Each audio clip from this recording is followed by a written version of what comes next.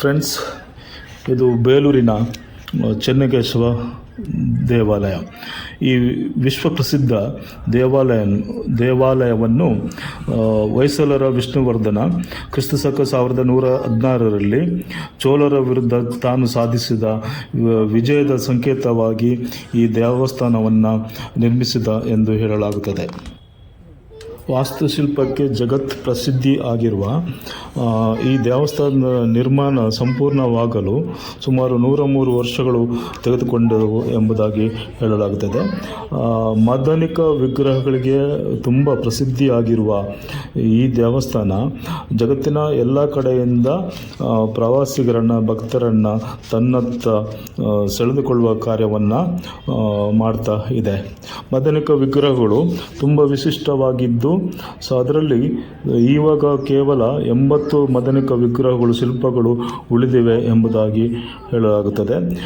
ವಿಜಯನಗರ ಶೈಲಿಯಲ್ಲಿ ಈ ದೇವಸ್ಥಾನವನ್ನು ಕಟ್ಟಲಾಗಿದೆ ಎಂಬುದಾಗಿ ವಿದ್ವಾಂಸರು ಗುರುತಿಸುತ್ತಾರೆ. ಅದರಲ್ಲೂ ದರ್ಪಣ ಸುಂದರಿ ಎಂಬ ಮದನಿಕ ಶಿಲ್ಪ ತುಂಬ ಇಲ್ಲಿ ಪ್ರಸಿದ್ಧವಾಗಿದೆ. ಹಾಗೆಯೇ ದೇವಸ್ಥಾನದ ಸುತ್ತಲಿನಲ್ಲಿ ಸುಮಾರು 644 ಆನೆಗಳ ಶಿಲ್ಪಗಳು ಇವೆ ಎಂಬುದಾಗಿ ಹೇಳಲಾಗುತ್ತದೆ. ಅದರಲ್ಲಿ 85 ವಿಗ್ರಹಗಳ ಕಳ್ಳತನ ನಡೆದಿವೆ ಎಂಬುದಾಗಿ ಇಲ್ಲಿಯ ಜನ ಮಾತನಾಡುತ್ತಾರೆ.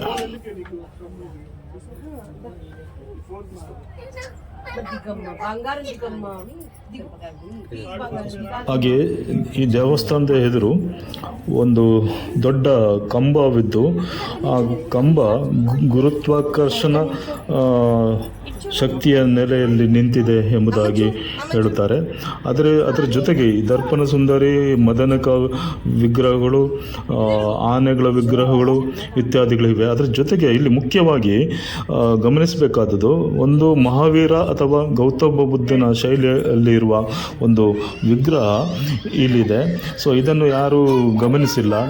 ಇದು ಸ್ಪಷ್ಟವಾಗಿ ಗೊತ್ತಾಗುವುದಿಲ್ಲ ಅದು ಮಹಾವೀರನ ವಿಗ್ರಹವೋ ಅಥವಾ ಗೌತಮ ಬುದ್ಧನ ವಿಗ್ರಹವೋ ಎಂಬುದಾಗಿ.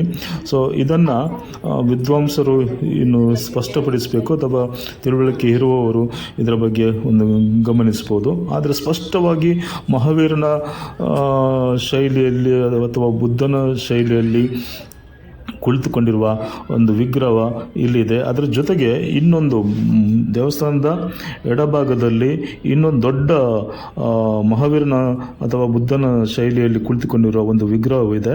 ಈ ವಿಗ್ರಹದ ತಲೆಯನ್ನು ವಿರೂಪ ಮಾಡಲಾಗಿದೆ. ಆದ್ದರಿಂದ ಅದು ಯಾರ ಮೂರ್ತಿ ಎಂಬುದಾಗಿ ಗೊತ್ತಾಗುವುದಿಲ್ಲ.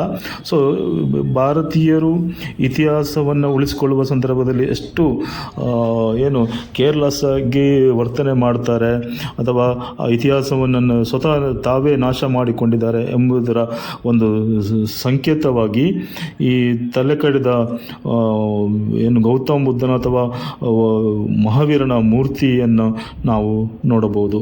ಸೊ ಈ ನೆಲೆಯಲ್ಲಿ ಇತಿಹಾಸವನ್ನು, ವಾಸ್ತುಶಿಲ್ಪಗಳನ್ನು ಅಥವಾ ದೇವಸ್ಥಾನಗಳನ್ನು ಅಥವಾ ಐತಿಹಾಸಿಕ ಸ್ಥಳಗಳನ್ನು, ಐತಿಹಾಸಿಕ ಜಾಗಗಳನ್ನು ಉಳಿಸಿಕೊಳ್ಳುವ ಕಡೆಗೆ ನಮ್ಮ ಭಾರತೀಯರ ನಿರ್ಲಕ್ಷ್ಯ ತುಂಬ ಎದ್ದು ಕಾಣುತ್ತದೆ.